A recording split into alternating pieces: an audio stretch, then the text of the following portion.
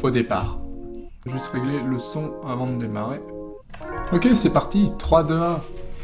Les nouveautés dans Gestarcade 2025. Bonjour et bienvenue dans cette vidéo. Sans plus tarder, je vous partage mon écran. Alors, bienvenue sur la nouvelle interface de Gestarcade 2025 Pro, ici en version. Alors, toujours cette possibilité de gérer l'apparence, ça c'est super top sur Gestarcade. Alors, les nouveautés.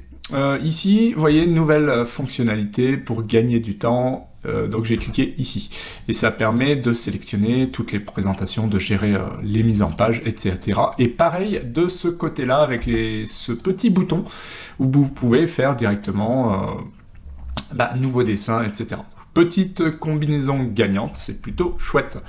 À noter aussi l'accélération matérielle. Alors ici, il faut dire que Gestarcade est surpuissant, mais vous avez maintenant l'accélération matérielle pour aller encore plus vite, donc vous pouvez l'activer. Très honnêtement, c'est déjà tellement rapide et tellement bon que voilà, ça dépend des paramètres de votre PC. Ensuite, la principale nouveauté qui était très attendue quand vous avez des rectangles comme ça, par exemple, c'est la cote. Donc la fonction dim ou les cotations automatiques où vous avez juste à sélectionner les objets et lui va faire la cotation. Voilà. Et vous voyez, je peux faire une cotation rien qu'en sélectionnant maintenant deux objets, donc celui-là et celui-là, il va me faire un angle automatiquement. Voilà, donc ce qu'on n'avait pas jusqu'à présent, on l'a maintenant de manière vraiment très automatique, c'est vraiment chouette.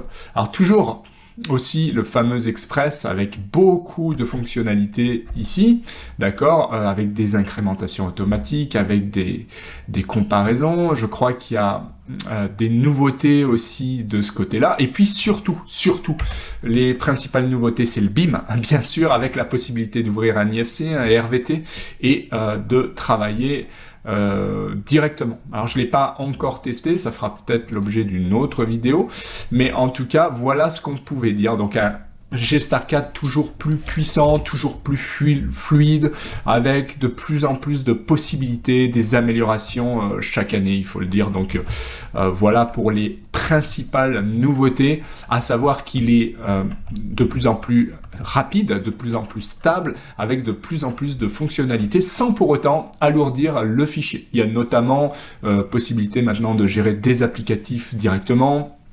Voilà, c'est vraiment très puissant, très rapide, vraiment les présentations ont été encore améliorées, les boutons, l'aperçu, tout ça c'est assez joli, on l'a vu, donc franchement très bonne version, cette version 2025, on peut dire qu'en 2 ans, Gestarcade a fait un bond monstrueux, et pour moi je le place facilement à la première place par rapport à tous les logiciels, même par rapport à AutoCAD. Il est clairement pour moi devant aujourd'hui.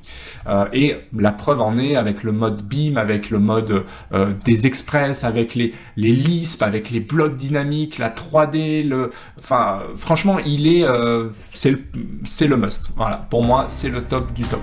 Donc voilà pour cette vidéo, j'espère que ça vous a plu. Si c'est le cas, pensez à mettre un petit pouce bleu, ça fait toujours plaisir. Pensez, c'est par là, à vous abonner à la chaîne pour ne rien louper, indispensable.